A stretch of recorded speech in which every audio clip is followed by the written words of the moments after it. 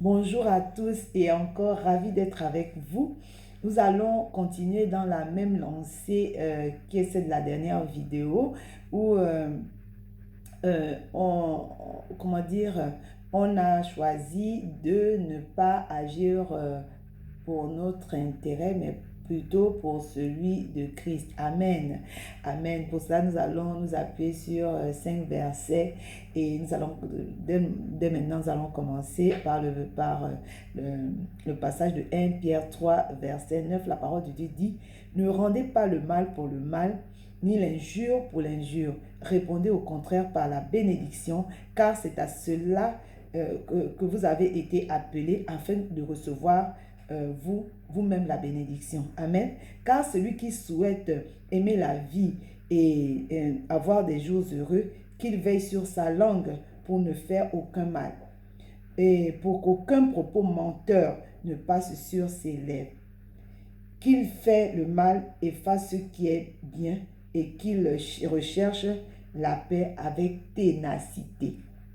Amen. La paix avec ténacité. Oui. Ça veut dire, comment dire, ne laissez aucun accès au diable, quoi. Aucun accès au diable. C'est-à-dire que, moi, je ne sais pas pour vous, mais depuis que j'ai conscience de faire la volonté de Christ, hein, vraiment, je fais tout, du moins aussi loin que je me souvienne, d'avoir la paix avec tout le monde, de vraiment dire au Saint-Esprit, pardon, montre-moi, révèle-moi ce qui viendrait éventuellement gêner ma marche avec toi, quoi. Donc, non. Lorsque dans des situations où le diable va encore me mettre de l'amertume ou de la colère, à la vérité, je rends grâce à Dieu parce que le Saint-Esprit me donne, lorsque je ne peux pas parler comme je dois le faire, de me calmer, de vraiment mettre la balle à terre et attendre le moment opportun pour pouvoir parler et parler de façon apaisée. Et j'ai réalisé une chose, on peut dire beaucoup de choses, on peut dire tout ce qu'on veut, mais avec la manière, et ça passe. Amen. La parole de Dieu, car les yeux du Seigneur se tournent vers les justes. Son oreille est attentive pour écouter leurs prières, mais le Seigneur s'oppose à ceux qui font le mal. À ceux qui font le mal. Amen. Il faut garder son témoignage et ne pas agir comme une ou un insensé. À la vérité, tout ce qu'on nous demande de faire là ne se fera pas. Quelqu'un ne va pas prier pour nous à chaque fois pour qu'on reçoive la capacité de le faire. Il nous appartient de faire exprès, de décider de faire ce qui est juste. Amen. Oui, quelqu'un ne va pas toujours comment dire, il n'y a rien qui va se faire que le Seigneur te demande de faire qui va être aisé. Il y a un prix, comme on a toujours dit, il y a un prix à payer. Amen. Car Dieu nous a donné le Saint-Esprit qui nous donne la capacité. Et il nous a donné aussi le pouvoir de marcher sur les serpents et sur les serpents, sur toute la puissance de l'ennemi, et rien ne pourra nous avons la capacité de réprimer tout esprit qui voudrait nous amener à vraiment comment dire, à manifester la colère, à vouloir agir pour notre propre intérêt, à manifester l'amertume. Non, vraiment, on a cette capacité-là de réprimer cet esprit-là. Amen. Et il faut dire qu'on doit regarder nos souffrances. Hein. Lorsqu'on regarde notre souffrance à la lumière de ce que Christ a subi, et lui, il est notre exemple, ça nous donne une autre perspective par rapport à ce qu'on traverse. Amen. On va lire Philippiens 2, 5 à 15. On dit, ayez en vous les sentiments qui étaient en Jésus-Christ, existant en forme de Dieu. Il n'a point regardé son égalité avec Dieu comme une proie arrachée, mais il s'est dépouillé lui-même en prenant une forme de serviteur, en devenant semblable aux hommes, et il a paru comme un vrai homme. Il s'est humilié lui-même, se rendant obéissant jusqu'à la mort, même jusqu'à la mort de la croix. Amen. La seule personne qui n'a pas péché, c'est Dieu. Il dit, tous ont péché, sont privés de la gloire de Dieu.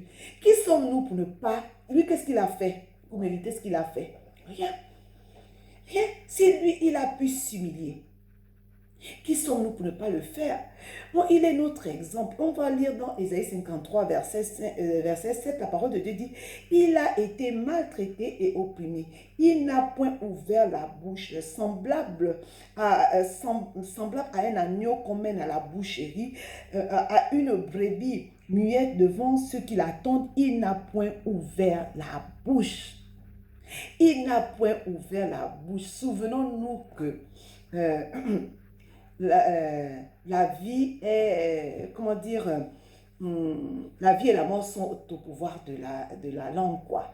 Vraiment, on doit vivre. Lui-même, Jésus, là, il dit, la parole de Dieu dit qu'il n'a pas ouvert la bouche. Et dans le passage d'Ésaïe 53, verset 7, c'est, comment dire, c'est écrit, c'est écrit dans deux endroits où la parole de Dieu dit qu'il n'a point ouvert la bouche. On dit il a été maltraité et opprimé. Il n'a point ouvert la bouche.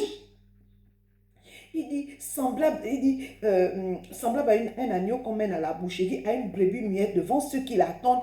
Il n'a point ouvert la bouche.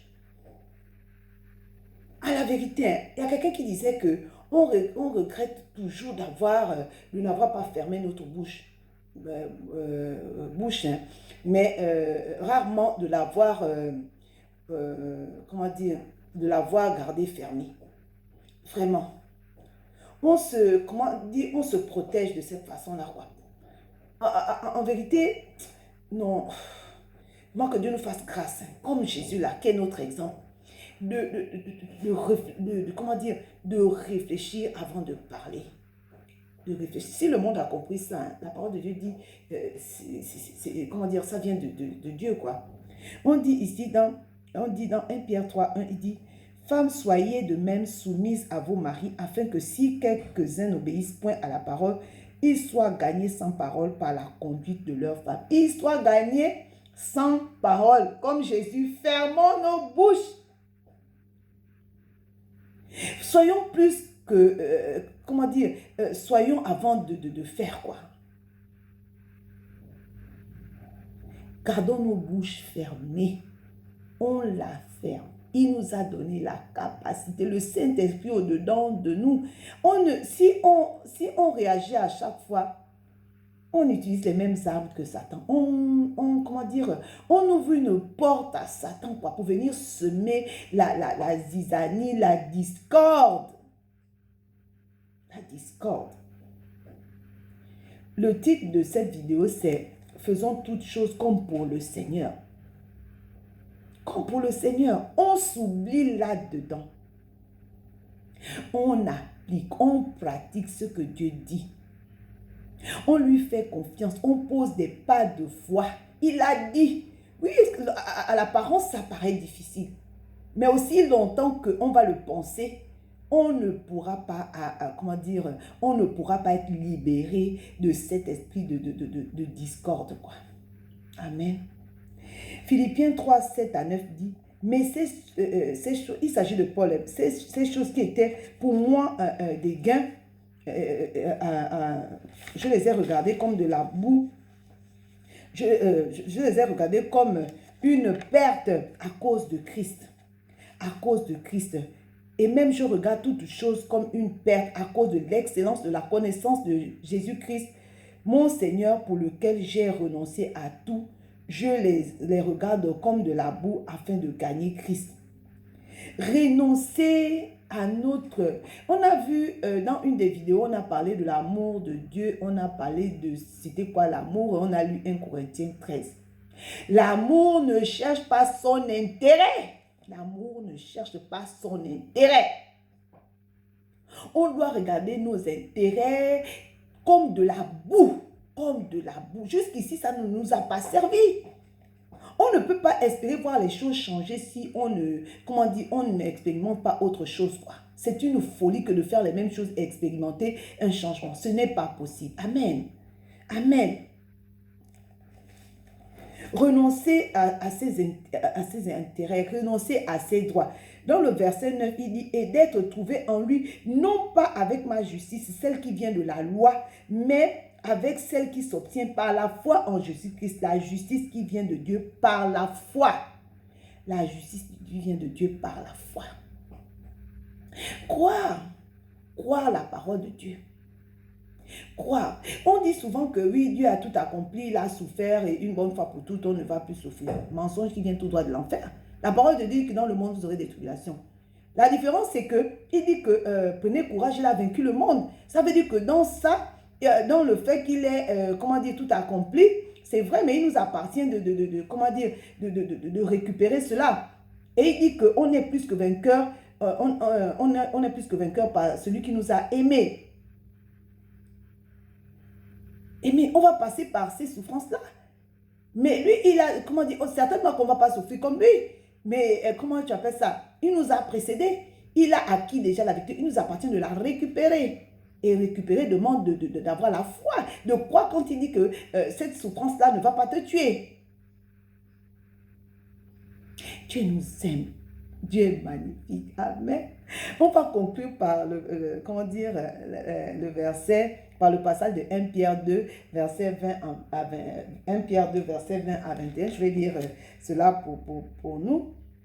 Il dit, quelle gloire y a-t-il en effet d'endurer un châtiment pour avoir commis une faute. Mais si vous endurez la souffrance tout en ayant fait le bien, c'est là un privilège devant Dieu. C'est à cela que Dieu vous a appelé en Christ, car Christ aussi a souffert pour vous, vous laissant un exemple. Un exemple. Continuons à faire le bien. Ce n'est pas facile, je vous le reconnais. Mais, comment dire, aussi longtemps qu'on va penser comme ça, on ne va pas avancer. On est dans la maturité. Ah oui, on ne va pas se lasser de dire qu'on est on est mature. On marche comme des personnes matures. Il a dit que nous ne serons pas, nous ne serons pas éprouvés au-delà de nos forces. Il a dit, il est avec nous tous les jours de notre vie. Il a dit, s'il est pour nous, qui sera contre nous? Il a dit que qui viendra nous ravir de sa main? Vraiment, demeurez bénis et à très bientôt. Merci.